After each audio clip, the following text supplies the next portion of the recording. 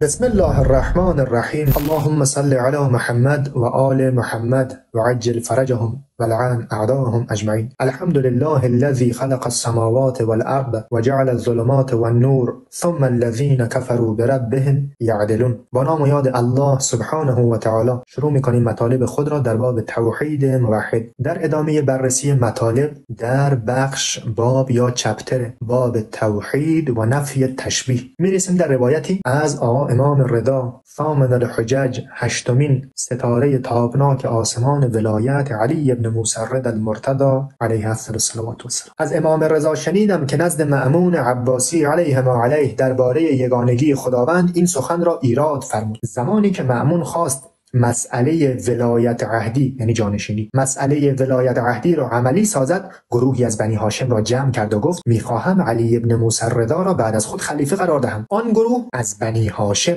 از روی حسادت گفتند آیا مرد نادانی را خلیفه خود میکنی که برای خلافت تدبیری ندارد؟ کسی را به دنبال او بفرست تا نادانی او را که بر استدلال به ضرر او است ببینی. مأمون شخصی را به دنبال امام فرستاد. بنی هاشم به امام عرض کردند ای ابوالحسن، بر منبر بالا برو و نشانه ای برای ما بیاور که خدا را بر اساس آن پرستش کن. حضرت بالای منبر رفت و در حالت متفکرانه نشست و مدتی سخن نگفت. سپس ایستادند و خداوند را سپاس گفته و بر پیامبر و خاندانش صلی الله علیه و آله و سلم درود فرستادند و فرمودند اولین عبادت خداوند شناخت او و ریشه شناخت او یگانه دانستن او و پایه یگانگی خداوند صفات را از او نفی کردن است، زیرا عقل شهادت می‌دهد که هر صفت و موصوفی آفریده شده است، در حالی که هر آفریده شده ای شهادت می‌دهد که آفریدگاری دارد و او صفت و موصوف ندارد و شهادت می‌دهد که هر صفت و موصوفی نزدیک به همدیگر هستند و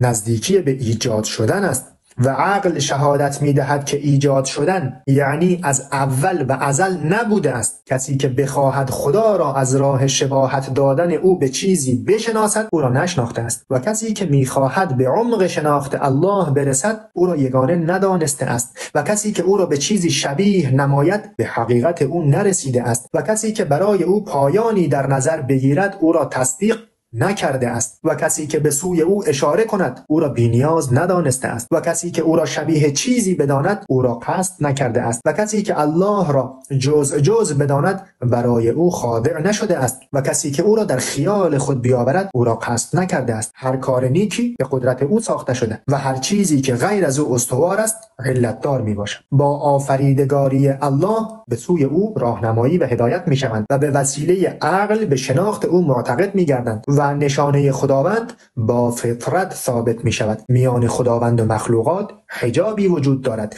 و جدایی الله از بندگان بر اساس رابطه علت و معلولی و ذاتی است و همین که خداوند آفرینش آنها را آغاز کرده است نشان دهنده این است که خودش آغازی ندارد، زیرا هر موجودی که آغاز شده است نمی تواند آغازگر موجود دیگری باشد و همین اندازه که خداوند مخلوقات را دارای ابزار ساخت نشانه این است که خودش اعضا ندارد، زیرا چیزهایی که دارای ابزار هستند به نیاز خود به آن اعضا و ابزار شهادت می‌دهند. اسامی خداوند تعبیر، کارهای او فهماندن و ذات او حقیقت و عمق الهی جدایی میان او و بندگانش میباشد و باقی ماندن او باعث شناخت غیر خداست. پس کسی که خداوند را توصیف نماید نسبت به او ناتوان است و کسی که او را شامل چیز دیگری بداند از او تجاوز کرده و کسی که بخواهد به عمق الله برسد درباره او به اشتباه میافتد و کسی که بگوید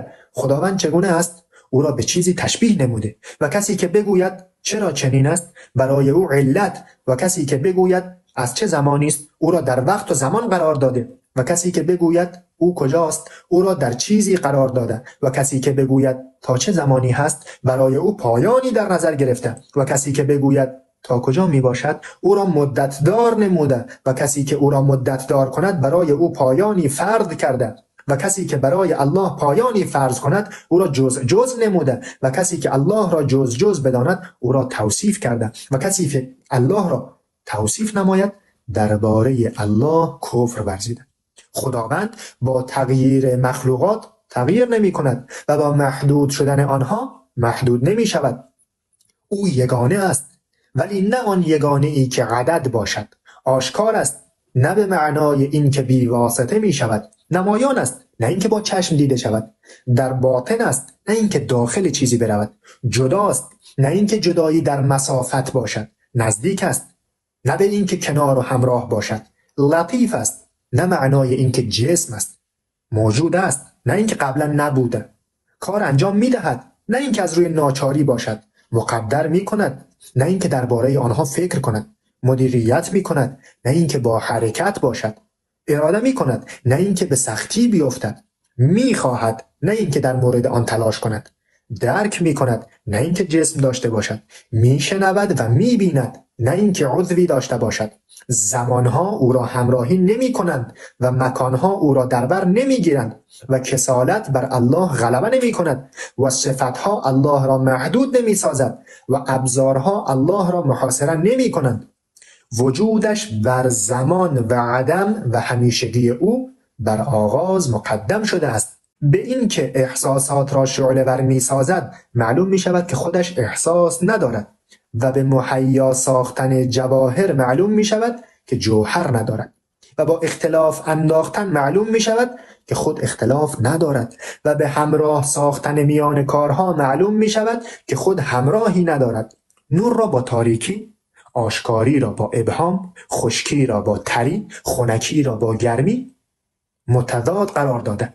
میان مخالفان آنها ایجاد الفت و میان موافقانشان ایجاد جدایی نمود تا با جدایی بگوید جدا کننده ای و با ایجاد الفت بگوید الفت دهنده ای وجود دارد و این همان سخن الله است که می‌فرماید از هر چیزی زوج آفریدیم شاید شما به خود بیایید. پس بین قبل و بعد فرق قرار داد تا دانسته شود که برای الله قبل و بعدی نیست. تمایلات درونی آنها را شاهد گرفت که خود دارای تمایل باطنی نیست و با تفاوت در میان آنها نشان داد که در خود تفاوتی وجود ندارد و به زماندار بودن آنها خبر داد که خود الله دارای زمان نیست. میان بعضی از اشیا فاصله قرار داد تا دانسته شود که میان او و اشیا فاصله ای نیست. زمانی که پرورش داده شده ای نبود الله بود و زمانی که مخلوقی نبود او خداوندی بود، او دانا بود.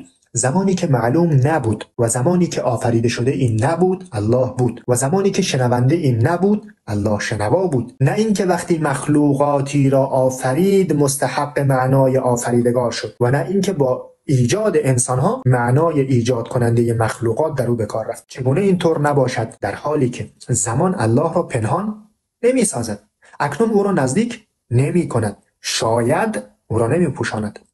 چه موقع او را زماندار نمی کند، از چه زمانی او را شامل نمی شود و همراه او را همنشین نمی سازد، زیرا ابزار خود را محدود می سازند و به مانند خود اشاره دارند و فعالیتشان در اشیا پیدا می شود. اگر برای اشیا همیشه بودن را در نظر بگیریم زمان مانع می شود و اکنون ازلی بودن اشیا را در بر می گیرد. در غیر این صورت کامل بودن آنها را کنار گذاشتیم. پس جدا شدن آنها نشان از جدا کننده ای دارد که با هم متفاوتند، زیرا آفریدگار اشیا بر اندیشه ها تجلی پیدا. خداوند به وسیله اشیا از دیده شدن باز مانده و ذهن به سوی اشیا داوری می کند و در آنها به اثبات می رساند و به عنوان دلیل می شود و اقرار به وسیله آنها بودن و تصدیق خداوند به وسیله اندیشه به اعتقاد در می آید و ایمان کامل می گردد. پذیرش دین بعد از شناخت است. شناخت بدون اخلاص وجود ندارد و اخلاص با شبیه دانستن خداوند محقق نمی شود و با اثبات صفات تشبیه برای خداوند دیگر نفی تشبیه ممکن نیست. پس هر چیزی که در آفریده شده وجود دارد در آفریدگار پیدا نمی شود. هر چیزی که در مخلوق ممکن است در سازنده غیر ممکن است. حرکت و ساکن بودن در خداوند راه ندارد. چگونه آنها در خداوند وجود دارند در حالی که خودش آنها را به راه انداخته؟ یا چگونه به سوی او برمیگردند در حالی که خود آنها را آغازگر بوده؟ زیرا در غیر این صورت ذات پروردگار متفاوت می شود و عمق شناخت الله جز می گردد و معنای یگانگی از ازل محال می گردد و در حقیقت برای آفریدگار معنای غیر از آفریده شدن نمی باشد و اگر برای او معنای قبلی تصور شود در این صورت معنای بعدی هم خواهد داشت و اگر برای او کمال آورده شود کمبود هم لازم می آید. چگونه کسی که حادث شدن یعنی به وجود آوردن برای او محال نیست مستحق ازلی بودن است و چگونه کسی که به وجود آمدنش محال نیست خودش اشیا را به وجود می آورد؟ زیرا در این صورت دیگر آفریدگار نیست بلکه نشانه هایی آفریده شده در او محقق می شود و کسی که به سوی او راهنمایی می شد حالا باید دلیل باشد. در نتیجه در سخن محال و ممنوع حجتی نیست و در سؤال از او پاسخی وجود ندارد و در معنای دیگر بزرگی نخواهد بود از برای او و در تفاوت و جدای از مخلوقات ستمی نیست مگر اینکه بگوییم محال است که موجودی ازلی دوتا باشد و دیگر اینکه چیزی که آغازی ندارد محال است که ابتدا قرار بگیرد. هیچ خدایی جز خدای بلند مرتبه و بزرگ نیست. کسی که از خدا روی گردان شده اند دروغگو هستند و به گمراهی فراوانی رسیده اند و زیان آشکاری دیدند و درود خداوند بر محمد پیامبر خدا و خاندان پاک و مطهرش باد. اللهم صل علی محمد و آل محمد و عجل فرجهم و لعن اعداهم اجمعین. الحمد لله الذي خلق السماوات والأرض وجعل الظلمات والنور ثم الذين كفروا بربهم يعدلون. اللهم صل على محمد وآل محمد وعجل فرجهم ولعن أعداءهم أجمعين.